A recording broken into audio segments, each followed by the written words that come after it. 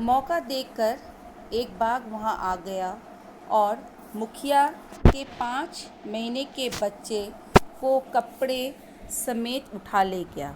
बच्चे की माँ की नींद वैसी भी हल्की होती है। आँख खुलते ही बाघ को देखा। बाहर रखी मशाल को उठाकर लखिया रे पुकारती हुई उसके पीछे पीछे दौड़ी। घर में और कोई नहीं था। मोहल्ले की औरतों को खबर लगी, पर वे सब भय के कारण आगे नहीं आई। तो क्या हुआ कि सभी तो चले गए थे उस हाथी को रोकने के लिए।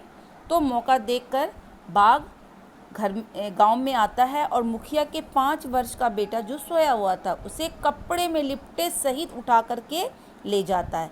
लेकिन जैसे ही वो ले जाता है, बच्चे की माँ की नींद खुल जाती है और खुलती है तो क्या देखती है कि उसके बच्चे को बाघ ले जा रहा है।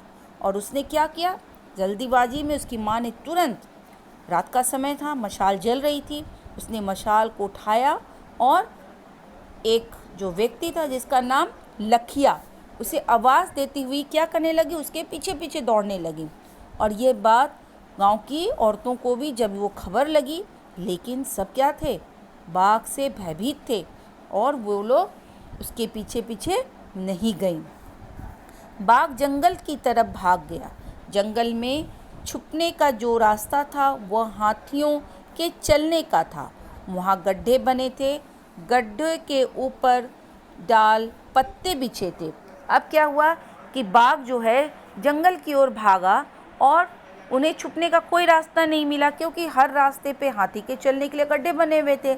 और उस गड्ढे पर उसने क्या किया था, लोगों ने डाल पत्ते और डालियाँ सब बिछा डाले थे और उस गड्ढे में हाथी का एक बच्चा गिर गया था। वो जाल जो हाथियों के लिए बिछाया गया था उसमें एक हाथी का बच्चा फंस गया, वो गड्ढे में गिर गया और बच्चा, हाथी के रोने की आवाज़ ठीक मनुष्य के बच्चे की तरह थी। और वो हाथी का बच्चा ऐसा रो रहा था जैसे मानो कोई इंसान का बच्चा रो रहा है। गड्ढे के ऊपर उसकी माँ हथनी छाया की तरह चारों ओर चक्कर लगा रही थी। बाघ उसकी बगल से निकल गया और जब हथनी ने अपने बच्चे को गड्ढे में देखा तो वो क्या हो गई, बेचैन हो गई हैं। वो निकालने की कोशिश करने लगी कि किसी तरह अपने बच्चे को निकाले और उसकी सुरक्षा के लिए वो गड्ढे के चारों ओर घूमने लगी, है ना। इसे ही हम लोग माँ कहते हैं। माँ की ममता है, अपने बच्चे को तकलीफ़ में देख करके वो बेचैन हो उठी। ठीक उसी प्रकार जिस प्रकार आप या हम लोग बीमार पड़ते हैं, आप बीमार पड़ते हैं, क्या होता है, आपकी माँ रात भर आपके सामने बैठी रहती है, आपकी हिफाजत करती। आपको चोट लगती है तो आपके मुंह से सबसे पहला जो नाम निकलता है वो माँ का निकलता है, क्योंकि माँ के आंचल में जा कर के हम लोग अपने दुख दर्द सभी चीज़ को हम लोग क्या करते हैं, भूल जाते हैं। और माँ जो है अपने बच्चे को बताने के लिए किसी भी हद तक वो जा सकती है। तो आज के लिए बस इतना ही। फिर अगले क्लास में हम ये पूरी कहानी को क्या करेंगे, हम लोग कंप्लीट कर लेंगे।